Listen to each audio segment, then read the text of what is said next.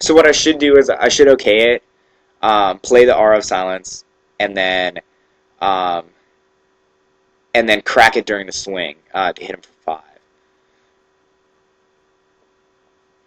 Unfortunately, that ties up both my Tundras, so I can't use the Weather Wayfarer, which is why the crack's for 5.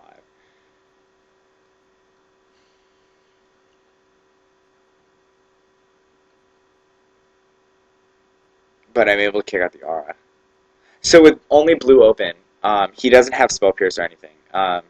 He's probably got a Spell Snare, but it's not going to hurt the Aura. And then I've got Days of Force backup anyway. Okay, so I swing for 2. Hold on, did I count right? So I've got he's got 5 cards. I've got 5 cards. Um, with the Aura, we have 6/6. So Grunt would live 3 turns. No, that's fatal. So I made a mistake. I should have sacked the Aura for an extra 3 damage. Um, I had enough actually for Grunt to live. Um, Especially counting like the wastelands and stuff like that that I'm gonna be throwing down. But I wait until after my upkeep, so I don't have to activate the or I don't have to use the Grunt's ability right away. So that means Grunt's gonna live an extra turn. I think that's what I was thinking about when I decided not to sack the Aura, but it was actually unnecessary. And you can see I also punted. I'm actually saying, "Lol, I suck at this game." So I was I guess thinking about how I should have swung with the Aura, or I should have swung and sacked the Aura to get an extra 3 damage in with the Grunt. Um, and then in the meantime, uh, my Ether Vial, I forgot to trigger it to add a counter. So, which actually sucks because I really want to Vial down a Sarah Avenger or the other Jotun Grunt, and then that would put my opponent on a much faster clock. I mean, so that was really new. That's like 2 play mistakes, but whatever. It doesn't really matter at this point. I've still got a pretty tremendous lead.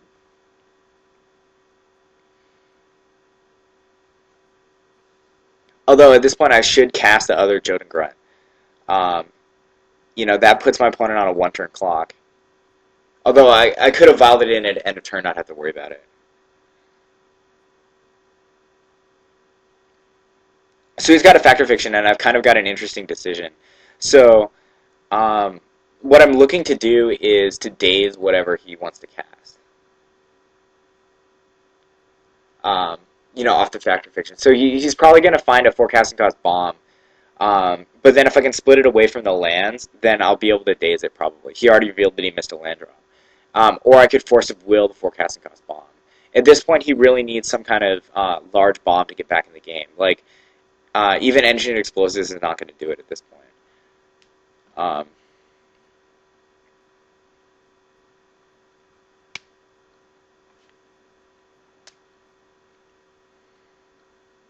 okay, so he flips 5 over, and I can't see it. I'm kind of on a low-res screen. Oh yeah, it's I remember this. So it's 4 land and a Spell Pierce. And so because I punted with the Vial, which is pretty terrible, I decided to split the Spell Pierce alone.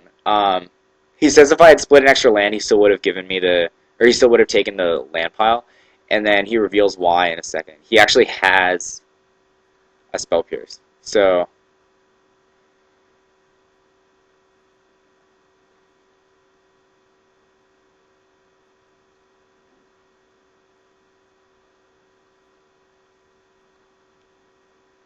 I cast a Junk Grind, and he's actually got a Spell Pierce for it.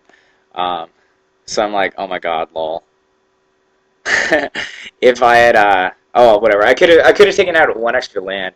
So it actually looks like my opponent's back in the game because um because he's got now full grip, but he's really not back in the game. He's got his grip's 4 land, and he's down to 4 cards or 4 lands in play. So I've still got pretty iron solid grip on this game. I still haven't cast the Fathom Seer, which is the real bomb. So if he taps out again, I've got 2 Fathom Seers, I've got Sarah Avenger, all could carry the game for me. So I'm in pretty good shape right now. So he gets the EE back with an Academy of Runes before the Jotun Grunt can take it away, which is cool. So this time I remember the counter. Um, And then I'm trying to decide what to grunt. I'm thinking. It does. I mean, it really doesn't matter. I don't know why I'm taking so much time, but um, I guess yeah, Wasteland and R. Those are good spells to get back. So keep in mind, my opponent wasn't able to cast the EE. He would just run it out into a daze, and then the Jungler would have put it under. So I mean, he doesn't really have that option. But I'm getting another Wasteland. I want to make sure that my opponent's completely locked out of this game.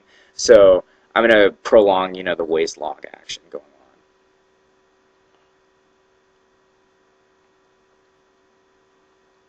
So I swing him down to 5 and then Wasteland his Academy runs. So he's still stuck on 4 land. And then in his hand, he's got 4 more land right now. Because his Academy runs wasn't one of the 4 land that I split. I'm not sure if you remember that, but it's true. So knowing that he has an EE as one of his answers, I decided to violin a 0 or 2 hard cast is 0 casting cost creature. So he can't EE away the fatal damage. If he EEs on 2, I violin the Sarah Avenger at end step. If he EEs at any other number, whatever, I violin the Sarah Avenger. And then I've got the game locked out. But right now I'm calculating. So I remember I split him a planes. So by playing a planes, he's fine. That's one of the lands I gave him. But that means he's got at most 2 spells left. So if it's Force of Will, I've still won. He can't counterspell it because he was digging basics. And then I've got this game. He reveals his hand's got 2 counterspells in it. So you can see how even though Weathered Wayfarer's Wastelands weren't that lively, they still really screwed him over because he only had enough planes and islands to cast a couple of his spells, and I was able to play around counterspell consistently the whole game. Anyway, GG. Thanks for watching.